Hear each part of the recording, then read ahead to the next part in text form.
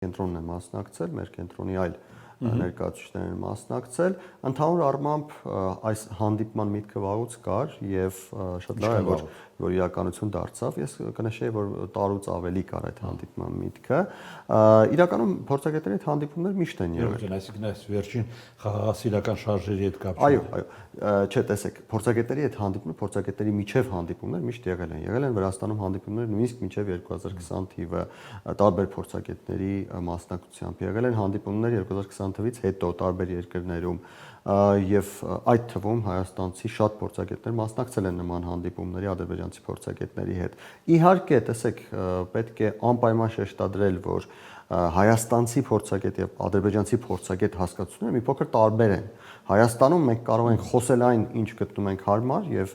մեզ կարող են խորհուրդ տալ ինչ-որ բան ասել կամ չասել, բայց մենք ինքներս ենք որոշում հետևել դրան, թե ոչ։ Ադրբեջանում մարդիկ մեր տպավորությամբ ավելի